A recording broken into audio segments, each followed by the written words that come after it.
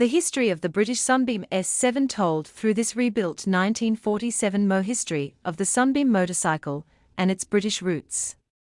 A product of the British manufacturing industry, there are two distinct periods of Sunbeam motorcycle production.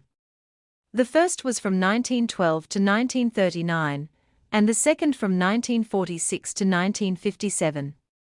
John Marston of Wolverhampton, England first produced fine-quality bicycles in the late 1800s, and these pedal-powered conveyances bore the Sunbeam badge. Mechanized transport caught Marston's attention at the turn of the last century, but rather than pursuing motorcycle construction he developed automobiles, and set up the Sunbeam Motor Car Company Limited. Robert Gordon Champ wrote in his Sunbeam S7 and S8 Super Profile book, Haynes Publishing, 1983, although the motorcycle should have been the logical step from the cycle, Marston disliked the frantic antics inseparable from the primitive, clutchless single-speeders of the day, refusing to make a motorcycle at all unless it could be ridden in a gentlemanly fashion. Dell, a rare barn find. Auction 1 in 1912. Marston produced a motorcycle of which he could be proud, this one fitted with a 2 3/4 horsepower single-cylinder side-valve engine and fully enclosed chain drive. Sunbeam machines were generally lightweight, and a range of side valve and overhead valve singles were the company's mainstay. The motorcycles were worthy competitors, and Sunbeam-mounted riders took many wins in a variety of events, not the least of which was the Isle of Man TT races in 1920, 1922, 1928, and 1929. Diamond in the Sunbeam sold the rights to the Sunbeam name in 1937 to Associated Motorcycles, and the last machine built prior to the Second World War rolled out of the factory in 1939. Motorcycling giant B.S.A. purchased the Sunbeam name in 1943 and began to look at their post-war horizons. They studied War-era BMW flat twin motorcycles, thinking they might build something similar, but rather than wholesale copying of the German machine B.S.A. decided a brand new engine was in order. Enter Erling Popp, a man who had been heavily involved in Britain's motoring history. It fell to him to design a suitable engine for this new B.S.A. Sunbeam, and the twin-cylinder inline unit he derived was based more on automotive lines than those found in motorcycles. At 487 cc's the engine featured one-piece cast crankcase and cylinders with a chain drive overhead camshaft. This engine was placed in a double-cradle steel tube frame, and prototypes tested. Unfortunately, there were many problems with these early versions, including stripping of the rear shaft drive gears and terrible vibration from the solidly mounted engine. Rough. One of B.S.A.'s solutions was to detune the engine, which, at 487 cc's, was already in danger of being underpowered, as the rolling chassis it had to move weighed a considerable amount. To quell vibrations, the engine became rubber-mounted, uncommon for a British make. Hydraulic forks suspend the front end with a plunger-style setup at the rear. With its 16-inch wheels and beefy tires, the Sunbeam is hard to mistake. Sunbeam produced the S7 for only 2 years before improving the breed and introducing the S7 Deluxe and the S8. The S7 Deluxe was still a touring-type motorcycle, while the S8 had more sporting pretensions with conventional wheel sizes and lighter front forks. The story behind this gorgeous 1947 Sunbeam S7.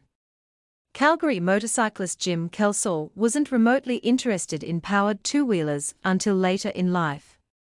Born and raised in England, he grew up in a family interested in vintage machinery. His dad always had classic cars in the garage, including Jaguars and a Lagonda.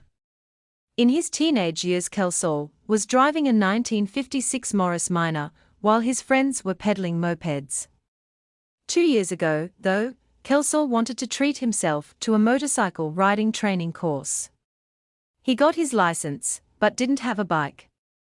Because he's always been interested in vintage machines, Kelsall started perusing classic motorcycle websites to see if any machines caught his attention.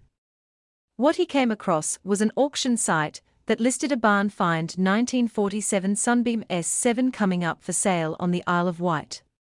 He phoned the auctioneer and placed a proxy bid and won.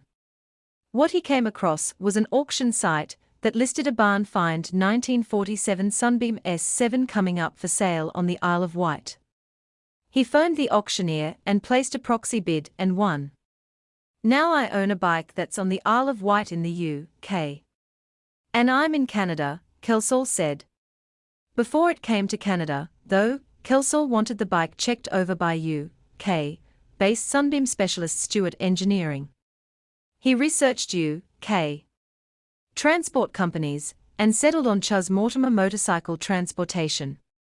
In May 2008, Chas Mortimer picked up the Sunbeam and delivered it to Stewart Engineering, an English firm that since 1960 has been developing and manufacturing parts for the post-war Sunbeam motorcycles.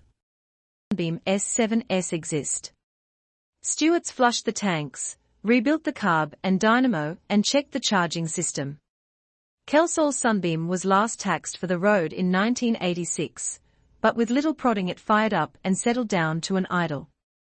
Now Kelsall had to get the bike home to Calgary. Once again Chas Mortimer was called upon. He picked up the Sunbeam from Stewart Engineering, packed it in a BMW crate, and delivered it to London's Heathrow Airport, where it was put in the cargo hold of an Air Canada plane and flown to Calgary direct. Kelsall picked up his cargo in March 2009 and brought it home in its box on an open trailer. In his garage he uncrated it, changed the engine oil, put fuel in the tank and kicked it over. It fired on the second prod of the lever.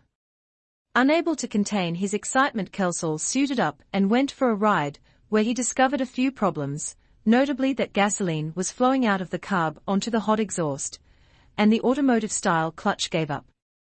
He managed to get back home, where Kelsall pulled out the engine and replaced the clutch and clutch cable, rejetted the unmolested carb, and installed slightly hotter plugs. He's since put 1,000 miles on the Sunbeam, riding it around southern Alberta, and he intends to maintain the oily rag appearance. I think I would be doing it a disservice restoring it, Kelsall said. It's remarkably original, and I love to see bikes as last used.